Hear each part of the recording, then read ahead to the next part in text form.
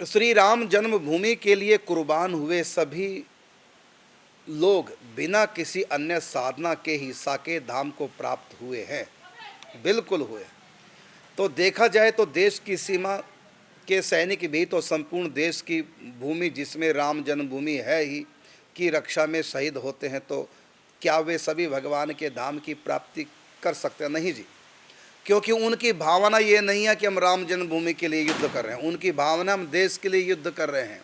तो इसलिए उसका लाभ तो मिलेगा, क्योंकि देश के लिए, अपनी भूमि के लिए युद्ध में यदि मारे जाएं तो स्वर्ग की प्राप्ति होती है, भगवान की प्राप्ति नहीं, स्वर्ग की प्राप्ति होती है। क्योंकि वहाँ उनका लक्ष्य जन्मभूमि नहीं है, उनका लक्ष्य धार्मिक नहीं है, उनका लक्ष्य देश की रक्षा करना। भले देश के अंदर जन्मभूमि है, लेकिन उनका लक्ष्य जन्मभूमि ना होकर के, राम जन्मभूमि ना होकर के पूरा देश है। तो देश के लिए जो शरीर छोड़ते हैं वो सचमुच में स्वर्ग जाते हैं। गीता और हमारे पुराण इस बात के साक्षी है।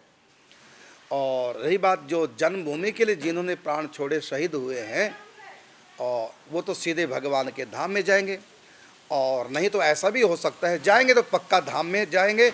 यदि जन्म भी उनका हो गया तो राम भक्त के घर में जन्म होगा, बचपन से सत्संग उनको प्राप्त होगा और भक्ति करके फिर पहुंच जाएंगे। या तो तुरंत पहुंच जाएंगे या अगले जन्म में पहुंचेंगे पक्का। उनकी तो लॉटरी लग गई है, वो हमसे भी अधिक भाग्यशाली है। राम जन्मभूमि के आंदोलन में जो शहीद हो चुके हैं, किस्मत वाले हैं। करोड़ों जन्मों की तपस्या करने के बाद भी जो भगवान का धाम हाथ नहीं लगता, वो केवल राम के लिए मरने से प्राप्त हो जाता है। इसलिए सब किस्मत वाले हैं। हम भी उस आंदोलन में थे और लगभग 3000 संत थे, वो सब जेल में थे। वहाँ हमने रामायण का खंड पाठ प्रारंभ कर दिया था, कीर्तन शुरू कर दिया था, खंड पाठ रामायण का भी चला। तो टुंडला, आगरा के पास टुंडला जेल में थे हम लोग, जेल में रहे। और वहीं पर जब कीर्तन प्रारंभ हो गया, अखंड जो जगा दी वहीं पर।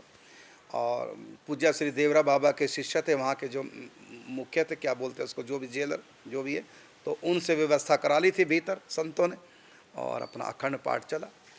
तो उस समय जो भी शहीद हुए सब किस्मत वाले हैं।